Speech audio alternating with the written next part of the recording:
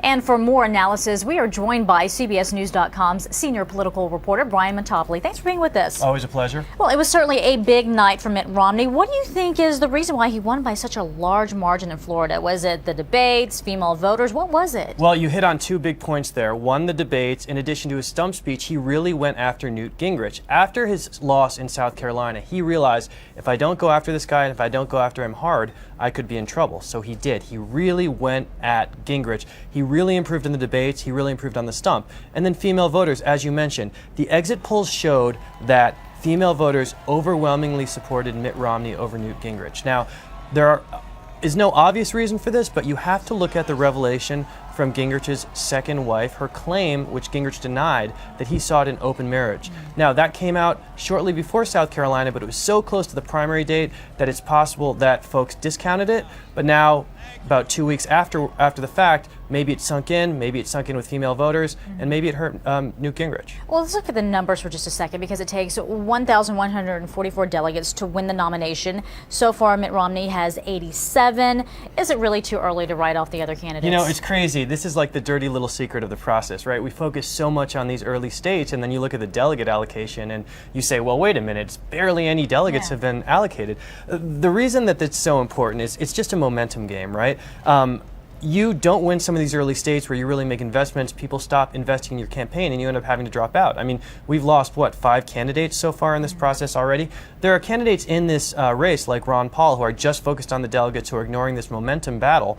But you get to a point where folks start having to drop out because no one's rallying behind them because they aren't winning the early states. It sort of feeds on itself. So while it's not too early to count people out, it's certainly getting to a point where Mitt Romney is the prohibitive frontrunner for the nomination. A lot of money, though, went into Florida. Mitt Romney and his backers poured millions into negative campaign ads. Newt Gingrich had his fair share of them as well. It seems like those negative ads, though, really kind of worked in Romney's favor. But if they both keep at it with these negative ads, is it going to hurt whoever gets the nomination? Well, this was a big topic in the speeches last night. Romney said this is going to strengthen us. And if you look at 2008, when you had Barack Obama and Hillary Clinton going at it, the argument was that they were strengthened by their primary fight. But the flip side of that is, if you land a lot of hits on the eventual nominee, no matter who it is, they're going to go into the general election weekend. It's hard to know how it's going to play out. Most folks seem to think it doesn't help Mitt Romney if he's the eventual nominee, if he's taking shots on things like Bain Capital from fellow Republicans, when that's what you expected to be a Democratic argument. Romney says overall this is going to help. A lot of folks don't think so.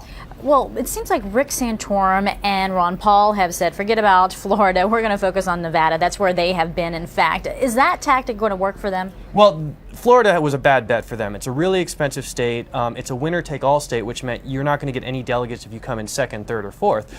So they said, we're going to go to a caucus state like Nevada where we could potentially do better. We're going to try to rack up the delegates. Rick Santorum's really at a point now where he just has to hope Newt Gingrich flames out and he can sort of take that mantle of the consensus conservative from Romney, who isn't Ron Paul. And as I said earlier, Paul, at this point, it's a delegate game for him. They're really focused on the caucus states, which is what Obama did in 2008 and how he was able to get enough delegates to beat Hillary Clinton ultimately. Paul is just playing a long game. He's got the money, he's got the passionate supporters to stay in this thing. So for him, it makes sense. For Rick Santorum, right now, it's just about trying to stick around. Next stop, Nevada's caucus is on Saturday. Going to keep you busy. All right. Thanks so much, Brian Montopoli with CBSNews.com.